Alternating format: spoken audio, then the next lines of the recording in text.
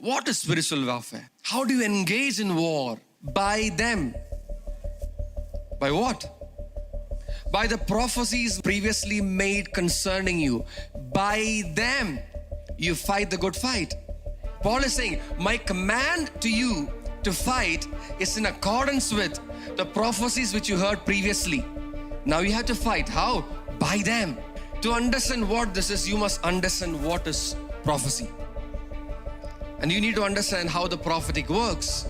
Prophecy is God's word coming to you personally. It is not the whims and fancies of man that you hear when a prophetic utterance is made. No, prophecy is God's word customized and personalized to suit your situation, to meet your needs. Prophecy is God's word coming to you ahead of times. It is God's word coming ahead of everything else. It's God's word coming ahead of situations to prepare you. So there are two things you have to understand about prophecy. It is personal. The second thing is it is preparatory. It comes to you personally and it comes to prepare you ahead of times. God's word is prophetic. The spirit of prophecy is the author of God's word. There is no prophecy without God's word. No prophecy can be validated without God's word.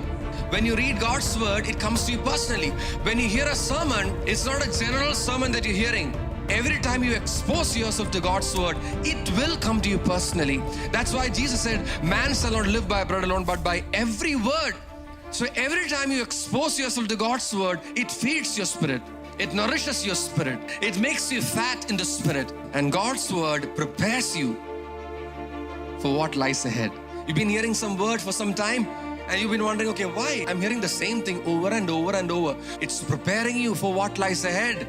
Your spirit man is being prepared for what lies ahead. So that is why when God's word comes to us, it is important for us to silence everything. Nothing should stand in the way of God's word being ministered to you. If you miss out on God's word, you cannot fight the good fight. You are walking in the dark. To walk in the dark, you need a lamp or a torch or whatever it is, a source of light. So prophetic word comes to you like that. You don't know what to do. It's dark, it's confusing. But the prophetic word will give you light until the day dawns, until things are revealed, because it comes to you previously. That's why Paul used the word previously. Prophecies keep the dark places lit.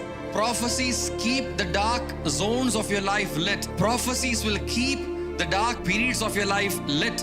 Prophecy makes you clearly see in a confusing environment till things become clear.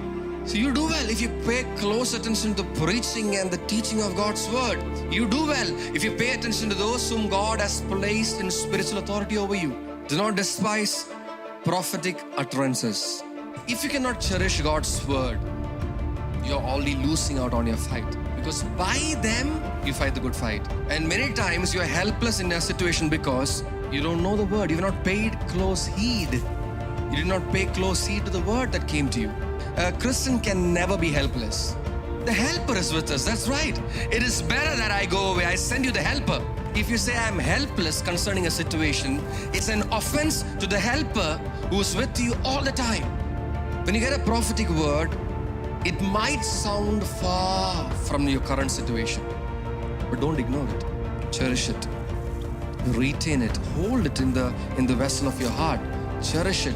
Meditate on it. Go back and meditate on it. Listen to it one more time. Make notes if you want to. Are you with me?